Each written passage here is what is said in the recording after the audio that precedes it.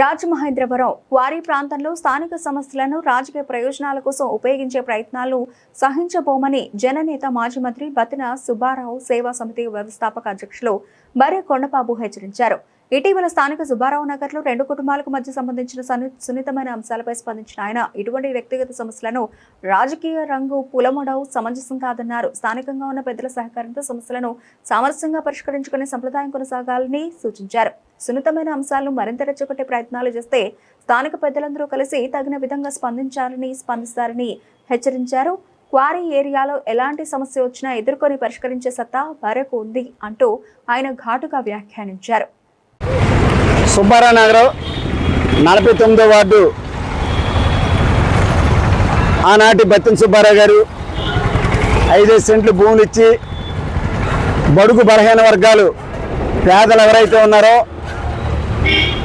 వేరే వేరే ప్రాంతాల నుంచి వలస వచ్చినటువంటి కాయకష్టం చేసుకోవడానికి వలస వచ్చినటువంటి అనేక మంది పేదల్ని అందరినీ ఒక చోట కూర్చి 44 ఎకరాల భూమిని ఒక్కొక్క కుటుంబానికి భవిష్యత్తు కూడా ఆలోచించి 5 సెంట్లు భూములు ఇచ్చి మరి ఈ ప్రాంతాన్ని మరి ఆయన ఎంతో బాగా చూసినటువంటి వ్యక్తి, ఒక మహోన్నతమైనటువంటి ఆలోచనలు కలిగినటువంటి మహాజననేత మరి బత్తిన సుబ్బారావు గారు.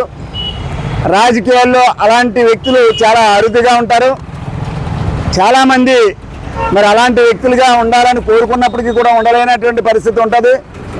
ఆ బత్తిన సుబ్బారావు గారి ఆలోచన విధానాన్ని, బత్తిన సుబ్బారావు గారి ఆశయాల సిద్ధాంతాలని పుడుకుపుచ్చుకొని మేము ఎదరికెళ్తా ఉన్నటువంటి పరిస్థితి ఉంది. సుబ్బారావు నగరు అని అంటే ఎక్కువ శాతం బడుగు బలహీన వర్గాలు ఉంటారు. ఈ ప్రాంతాన్ని కాయకష్టం చేసి జీవించేవాళ్ళు కాబట్టి కాస్త కొన్ని అలవాట్లు ఉన్నటువంటి పరిస్థితి మేము ఒప్పుకుంటాం. ఎందుకంటే పొద్దున్న నుంచి సాయంత్రం వరకు పనిచేసి వస్తారు. పనిచేసి వచ్చి ఏదో సాయంత్రం వస్తా మరి గవర్నమెంట్ ఇచ్చింది కాబట్టి మరి అదేదో పుచ్చుకొని వస్తారు. తెల్లవార్లు దెబ్బలాడుకుంటారు, కొట్టేసుకుంటారు, రక్తాలు వచ్చేలా కొట్టేసుకుంటారు. తెల్లారి గట్ల సద్ది గంజి తాగేటటువంటి క్యారెట్ చేతితో పట్టుకొని ఒరే అన్నయ్య తమ్ముడు రా అని చెప్పేసి కలిసి వెళ్ళిపోతుంటారు. అలాంటి అన్నదమ్ములుగా కలిసి ఉన్నటువంటి ఈ ప్రాంతం ఈనాడు కాదు, ఇక్కడ చాలా పెద్ద పెద్ద గొడవలైనవి. వేరే ప్రాంతాల కూడా ఇక్కడికి వచ్చినటువంటి సందర్భాలు ఉన్నాయి. మేము వేరే ప్రాంతాల నుంచి వచ్చినటువంటి వ్యక్తుల్ని తరిమి కొట్టినటువంటి సందర్భాలు కూడా ఉన్నాయి. అంచేత ఈ ప్రాంతం అంటే ఒక ప్రసిద్ధిగాంచినటువంటిది. మరి ఒక మహోన్నతమైనటువంటి వ్యక్తి నడియాడినటువంటి నేల ఇది. బత్తిన సుబ్బారావు గారు నడియాడినటువంటి నేల ఇది. ఆయన ఆలోచన విధానాన్ని ముందుకు తీసుకెళ్లాలనేటటువంటి కోరిక, ఆశతో మేము చాలా ఉన్నాం.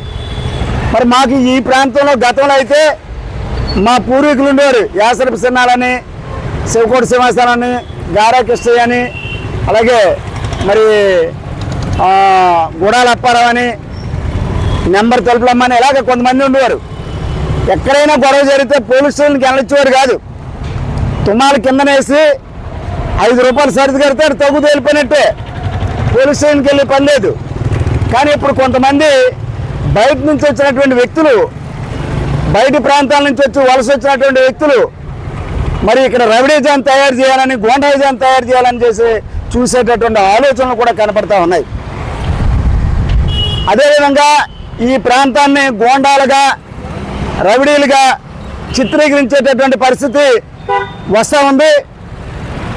ఒక సున్నితమైనటువంటి చిన్న గొడవని,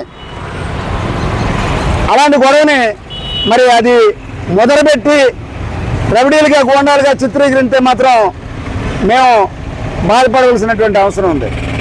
దయచేసి అలాంటి వరుణులు ఉపయోగించేటటువంటి వాళ్ళు అలాంటి విధానాన్ని మరి పేపర్లకు కానీ, మీడియాలకు కానీ ఎవరికైనా ఇచ్చుంటే సుబ్బారావు గారి పేరు పాడు చేయకూడదు. కానీ ఇక్కడ రవిడీజం చేసేటటువంటి వాళ్ళు ఎవరు లేరు. అంతా సస్యశ్యామలంగానే నడుస్తుంది. అయితే గొడవలు రావడం అనేది సహజం, కొట్టుకోవడం అనేది సహజం.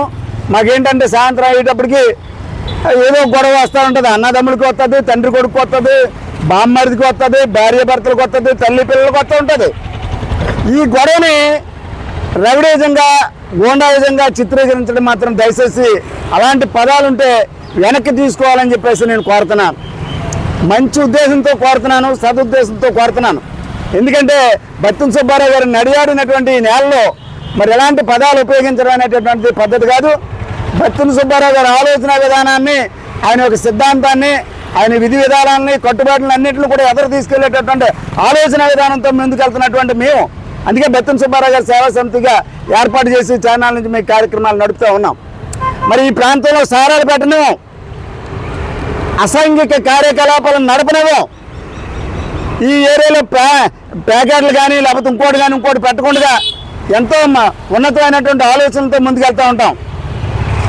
మరి ఈ మధ్యకాలంలో ఈ మన 3 టౌన్ సిఏ గారు అప్పారావు గారు వచ్చిన తర్వాత అదేవిధంగా లోకల్గా తిరిగేటటువంటి కృష్ణాన్న ఒక ఆయన కానిస్టేబుల్ తిరుగుతున్న సందర్భంగా హ్యాపీగా బళ్ళు బయట పెట్టుకొని పడుకునే పరిస్థితి కనపడుతూ ఉంది. కొంతమంది వ్యక్తులు బయట వ్యక్తులు వచ్చి ఇక్కడ వాళ్ళని పాడు చేసి వీళ్ళు కలిసి బైక్ బయట ఉంటే చాలు పట్టుకెళ్ళిపోతూ ఉండేవారు. కానీ అలాంటిది అరికట్టి ఈవేళ హ్యాపీగా బయట పెట్టుకొని హ్యాపీగా పడుకునేటటువంటి సందర్భం కూడా కనపడుతూ ఉంది. అందుచేత వాళ్ళు కూడా మేము కృతజ్ఞతలు తెలియజేస్తున్నాం. పోలీసు వారు కూడా ఇక్కడ లా అండ్ ఆర్డర్ క్రియేట్ అయినప్పుడు అయితే ఒక్క విషయం నేను మన 3 టౌన్ సిఏ గారు అప్పారావు గారిని అభినందించే విషయం ఏంటంటే మేము అధికారుల లెవెల్లో కూడా అభినందించే పరిస్థితి కనపడదు మాకు. కానీ అభినందించే పరిస్థితి ఏంటంటే చాలామంది సీఏలు వచ్చారు, చాలామంది ఎస్సీలు వచ్చారు, చాలామంది ఉన్నతాధికారులు వచ్చారు. కానీ ఏదన్నా చిన్న దొంగతనాలకి లేనిపోయిన అలవాట్లు వ్యసనాలకి అలవాటు పడ్డ వాళ్ళని వాళ్ళు కేసులు పెట్టడం, కొట్టడం, తీసుకెళ్ళడం, సెంటర్ జైలు పంపించడం చేసేవారు. కానీ ఈయన చేస్తున్నారు. కానీ వాళ్ళలో మార్పు కూడా తీసుకొస్తున్నారు. 3 టౌన్ సీఏ గారు. నేను దానికి ఆయన్ని అభినందిస్తానన్నాను. రవిడీజం గూండాయిజం అనేటటువంటిది చుట్టుపక్కల కూడా వారి ఏరియాలో పరిసర ప్రాంతాల్లో కూడా ఎక్కడా లేకుండా అది కూడా నడుస్తుంది. సంతోషిస్తున్నాం.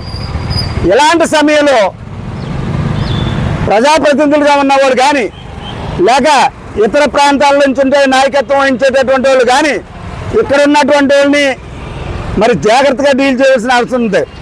ఇది అతి పెద్ద ప్రజాస్వామిక దేశం, రాజ్యాంగబద్ధంగా నడుస్తున్నటువంటి ఈ మన భారతదేశం. ఇలాంటి దగ్గర బత్తుల సుబ్బారావు గారు ఉన్నటువంటి ఏరియా లాంటి ఏరియాల్లో మరి రవిడీజాన్ని గూండాయిజాన్ని చిత్రీకరిస్తే మేము ఊరుకోమని చెప్పేసి తెలియజేస్తున్నాం.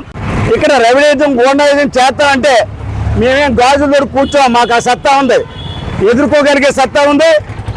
ఎవరైనా బయట వ్యక్తులు వస్తే మా ప్రాంతంలో ఉన్న వాళ్ళందరూ ఏకం అవుతాం. మా గొడవలు మేము తేల్చుకోగలుగుతాం.